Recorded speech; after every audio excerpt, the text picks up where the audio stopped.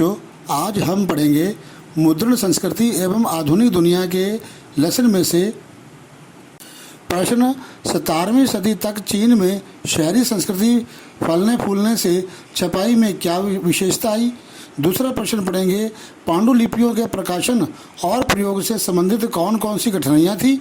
तीसरा प्रश्न पढ़ेंगे शुरू के समय में छपी किताबों की क्या विशेषता थी।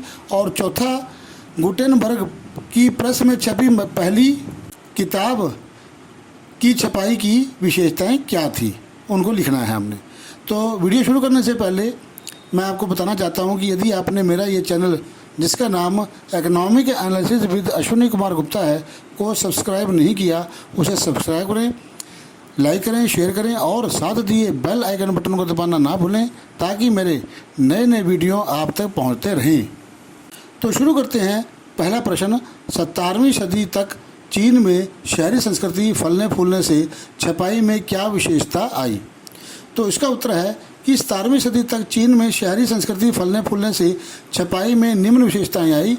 पहली है, अब मुद्रण सामग्री के उपभोक्ता केवल विद्वान और सरकारी अधिकारी ही नहीं रहे बल्कि व्यापारी भी अपनी रोज़मर्रा की जानकारी लेने के लिए मुद्रित सामग्री का प्रयोग करने लगे। मतलब जो व्यापारी वर्ग था वो अपना लेन देन भी जो है वो मुद्रण संस्कृति में लिखने लगा था। दूसरा आता है पढ़ना एक शौक बन गया। नए पाठक को काल्पनिक किस्से कहानियाँ बहुत अधिक पसंद थी। तीसरा है अमीर महिलाओं ने भी पढ़ना शुरू कर दिया। कई महिलाओं ने काव्य रचनाएं भी की और नाटक भी लिखे। अब आता है दूसरा प्रश्न, पांडुलिपियों के प्रकाशन और प्रयोग से संबंधित कौन कौन सी कठिनाइयाँ थी। बहुत कठिनाइयाँ आती थी। पांडुलिपियों के प्रकाशन और प्रयोग से संबंधित कई कठिनाइयाँ थी। नंबर 1, पांडुलिपियाँ हाथ से लिखी जाती थी, इसलिए पांडुलिपियाँ बनाना बहुत खर्चीला, समय लेने वाला और परिश्रम करने वाला होता था। दूसरा, पांडुलिपियाँ नाजुक होती थी, उनके रखरखाव में बहुत दिक्कत आती थी। और तीसरा है पांडुलिपियों को बिक्री के लिए एक स्थान से दूसरे स्थान पर ले जाना कठिन था। अगर वहाँ से एक स्थान से दूसरे स्थान पर ले जाते थे तो वो टूट जाती थी, कट फट जाती थी। प्रश्न नंबर 3, शुरू के समय में छपी किताबों की क्या विशेषता थी। तो इसका उत्तर हम पढ़ते हैं कि शुरू के समय में छपी किताबों की निम्नलिखित विशेषताएं थी। नंबर 1, शुरू में छपी किताबें अपने रंग रूप और सज्जा के साज सज्जा में हस्तलिखित पांडुलिपियाँ जैसी दिखाई देती थी। मोटे मोटे अक्षर होते थे उनके, इसलिए वो हाथ से लिखी हुई नजर आती थी। दूसरा है हाशिए पर फूल पत्तियाँ बनाई जाती थी और चित्र पेंट किए जाते थे। तीसरा, अमीर लोगों के लिए बनाई गई पुस्तकों के पन्ने पर हाशिए की जगह बेल बुटों के लिए जो खाली जगह थी वो छोड़ दी जाती थी।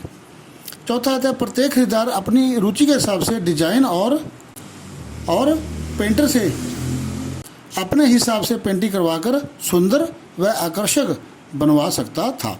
तो ये 3 प्रश्न हो गए।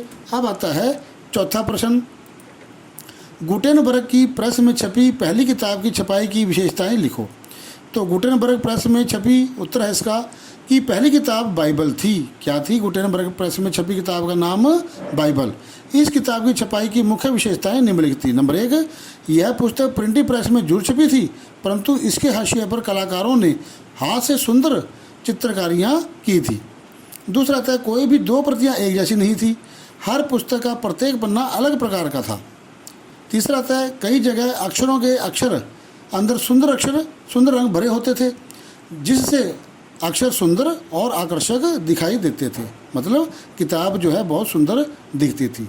धन्यवाद।